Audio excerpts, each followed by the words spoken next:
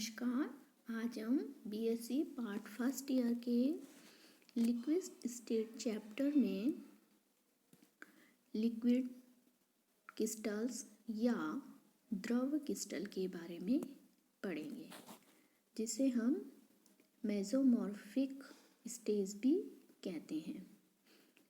हम ये देखते हैं कि कुछ ठोसों को जब गर्म किया जाता है तो वह एक निश्चित ताप पर पिघलकर आविल्य द्रव या अपारदर्शी द्रव में परिवर्तित हो जाते हैं एवं जब इस आविल्य द्रव को और अधिक ताप पर गर्म किया जाता है तो वह एक निश्चित ताप पर स्वच्छ द्रव या पारदर्शी द्रव यानी कि क्लियर लिक्विड में परिवर्तित हो जाते हैं। इस प्रकार यदि इस द्रव को ठंडा करने पर विपरीत प्रक्रिया होगी, अर्थात यदि उसी ताप पर स्वच्छ द्रव या आविल द्रव में परिवर्तित हो जाता है और अधिक ठंडा करने पर यह आविल द्रव उसी ताप पर फिर से क्रिस्टलन अवस्था में आ जाता है, अर्थात आविल द्रव के जो गुणधर्म होते हैं, जो कैरेक्टर होते हैं, वह क्रिस्टलीय ठोस के समान होते हैं। यदि आविल द्रव में क्रिस्टलीय ठोसों के समान विषमदर्शिता पाई जाती है, अर्थात दिशा परिवर्तन में इनके भौतिक गुण में परिवर्तन हो जाते हैं।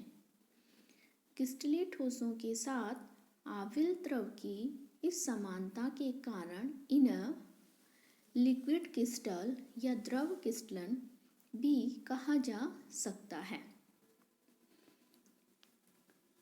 यदि आविल द्रव को द्रव क्रिस्टल कहना अधिपयुक्त नहीं माना जाता है, क्योंकि इनके अधिकांश गुण क्रिस्टलीय ठोसों से नहीं मिलते, बल्कि इनके अधिकांश गुणों की समानता द्रवों से होती है।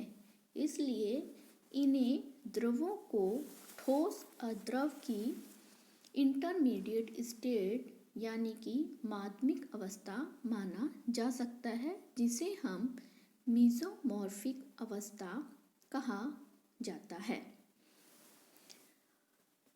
वह निश्चित ताप पर जिसमें ठोस अवस्था ठोस आविल्य द्रव या द्रव क्रिस्टल में परिवर्तित होती है, उसे हम क्रिस्टलन संक्रमण ताप कहते हैं, तथा वह ताप जिस पर ठोस आविल्य द्रव या द्रव क्रिस्टल स्वच्छ द्रव अवस्था में परिवर्तित होता है, उसे हम गलनांक या मेल्टिंग पॉइंट कहा जाता है। अब हम देखते हैं द्रव क्रिस्टल या मेसोमॉर्फिक अवस्था के कुछ उदाहरण। सामान्यतः द्रव कार्बन श्रृंखला युक्त एस्टरो और ईथरो में इस प्रकार का गुण पाया जाता है। यहाँ पर R' एक लंबी श्रृंखला का एल्किल समूह होता है। इसके अतिरिक्त कार्बनिक यौगिक जिनकी कार्बन श्रृंखला में CN, N, NO, C double bond C आदि समूह पाए जाते हैं, वह भी मेसोमॉर्फिक अवस्था बनाते हैं। यदि हम इसका एक उदाहरण लें तो ठोस कोलेस्टेरॉल बेंजाइड है, जिसमें यह गुण पाया जाता है। इसका संक्रमण ताप 145 डिग्री सेंटीग्रेड यानी कि 145 डिग्री सेंटीग्रेड तथा गलनांक 178 डिग्री होता है, यानी कि हम कह सकते हैं कि यह ठोस 145 डिग्री सेंटीग्रेड टेम्परेचर पर आविल्य द्रव में परिवर्तित हो जाता है तथा 178 डिग्री सेंटीग्रेड पर यह आविल्य द्रव स्वच्छ द्रव में परिवर्तित हो जाता है। इस प्रकार द्रव को हम 4 अवस्थाओं मानी जा सकती हैं, जिनमें ठोस, द्रव क्रिस्टल, द्रव तथा गैस है। जिसमें ठोस से द्रव क्रिस्टल, वह ताप जिस पे ठोस से द्रव क्रिस्टल बन जाता है वह ताप संक्रमण ताप, तथा द्रव क्रिस्टल से क्लियर द्रव बनने की अवस्था में जो ताप की आवश्यकता होती है वह गलनांक यानी कि मेल्टिंग पॉइंट कहलाता है। अब हम देखेंगे ठोस, द्रव क्रिस्टल तथा द्रव अवस्था में क्या क्या डिफरेंस होते हैं। द्रव क्रिस्टल, ठोस क्रिस्टल तथा द्रव दोनों से समानता दर्शाते हैं, यानी कि द्रव क्रिस्टल, ठोस क्रिस्टल और द्रव दोनों से समानता दर्शाते हैं। इनके जो गुणधर्म होते हैं वह ठोसों के समान होते हैं, जबकि कुछ गुण हैं जो द्रवों के समान होते हैं। अतः वास्तव में इन्हें ठोस और द्रव अवस्था का माध्यमिक अवस्था यानी कि इंटरमीडिएट माना जा सकता है। इसलिए मीजोमॉर्फिक अवस्था इन्हें कहा जाता है। मतलब मीजोमॉर्फिक अवस्था के कुछ गुण ठोसों से मिलेंगे एवं कुछ गुण द्रवों से होंगे, तो ठोस और द्रव की जो बीच की अवस्था होगी, इंटरमीडिएट स्टेट, उसे हम मीजोमॉर्फिक अवस्था कहते हैं। इनमें कुछ गुण हैं। पहला है आणविक गतिशीलता, मोलिबिलिटी। इसमें है ठोसों में यह आणविक गतिशीलता प्रदर्शित नहीं होती, जबकि द्रव एवं द्रव क्रिस्टल एवं द्रव आणविक गतिशीलता प्रदर्शित करते हैं। दूसरी हम देखते हैं तरलता।